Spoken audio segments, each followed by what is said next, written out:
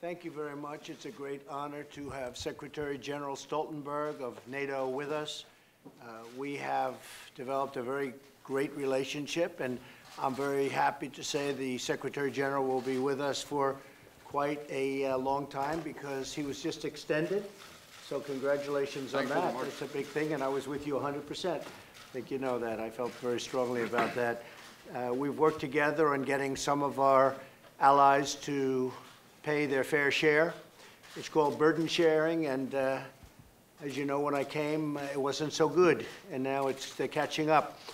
We have 7 of the 28 countries are currently current, and the rest are trying to catch up, and they will catch up, and some of them have no problems because they haven't been paying and they're very rich.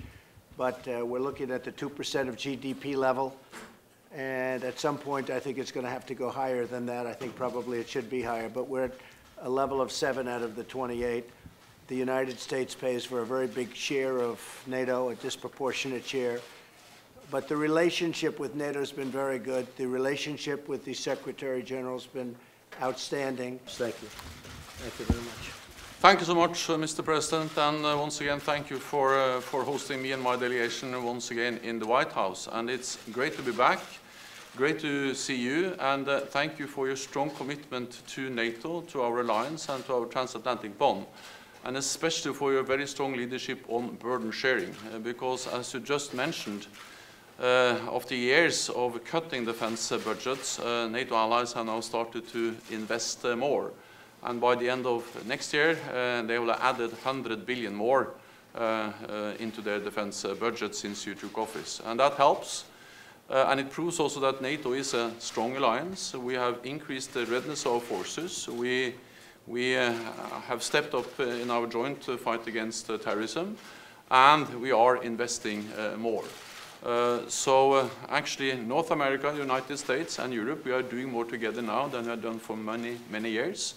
And that shows the strength of this alliance in a year where we actually are celebrating the 70th anniversary of NATO. So it's great to see you. I look forward to our meeting, and thank you for your support. Well, thank you, and it has been an honor, and we're very proud of what's happened over the last couple of years. What kind of security threat do you think Russia poses to NATO? I hope that it's not going to be a security threat.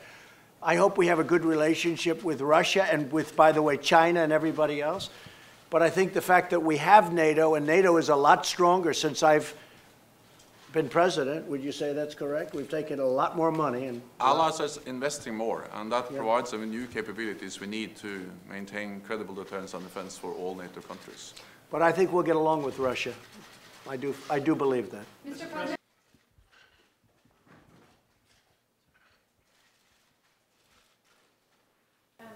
I'll be talking about Germany. I always talk about Germany. I mean, Germany, honestly, is not paying their fair share. I have great respect for Angela, and I have great respect for the country. My father is German, right? Was German. And born in a very wonderful place in Germany. And so I have a great feeling for Germany, but they're not paying what they should be paying. They're paying close to 1%, and they're supposed to be paying 2%. And the United States, over the years, got to a point where it's paying 4.3%, which is very unfair. And the U.S. GDP, especially under me, because the GDP has gone up so much, because it's 4.3 of a much larger GDP. So we're paying for a big proportion of NATO, which basically is protecting Europe. So we're protecting Europe. At the same time, they've taken advantage of us on trade. So we have the best of all worlds. We're protecting countries that have taken advantage of the United States on trade. But it's all changing. It'll take a little while, but it's all changing. Mr. President.